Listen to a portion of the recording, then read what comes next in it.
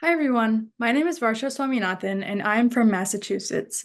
I'll be talking to you about the smartphone usage that adolescents experience and the effects that come with this. And my mentor for this research and project was Alejandra Ribas.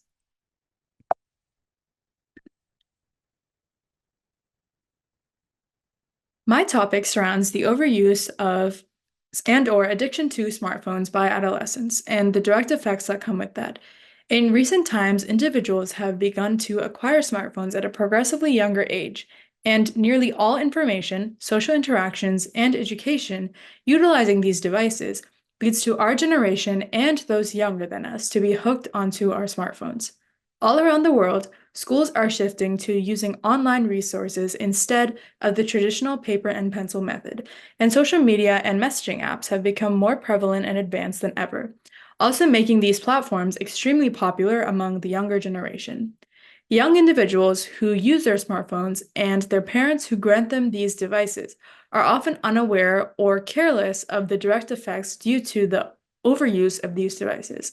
They are unaware of exactly how much time they do end up spending on their smartphones, making them even more susceptible to the dangers of smartphone overuse. Starting off with the effects to a person's musculoskeletal system. While using our smartphones, the human body is assigned to a certain position to use the device effectively. These positions include a craned neck, which also affects the upper back, and extreme use of hands and fingers, inducing negative effects on these body parts as well. Even with conscious efforts, this chronic damage can take up to months to years to fix, and depending on the severity, can even be irreversible. Repeated use of these muscles can lead to inflammatory conditions such as tendinitis when the tendon becomes inflamed as a result of overuse injury. This table here at the bottom is from a 2019 study done on senior students at Kwasam University. And it can be seen that the majority of smartphone addicts in this sample experienced neck pain, while more than 1/3 experienced shoulder and upper back pain. Moving on to the effects to one's brain chemistry, the usage of smartphones and social media in particular creates spikes in one's dopamine, the brain releasing a small amount of dopamine each time the phone is checked.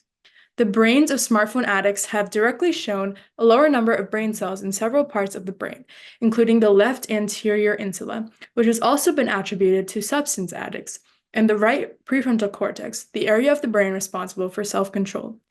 Continuous smartphone usage can even trick the brain so that one is prompted to pick up their phone even more than usual, and this is known as phantom vibration syndrome. This graph here on the right shows social interactions versus dopamine synthesis, and it's recorded from a 2021 study.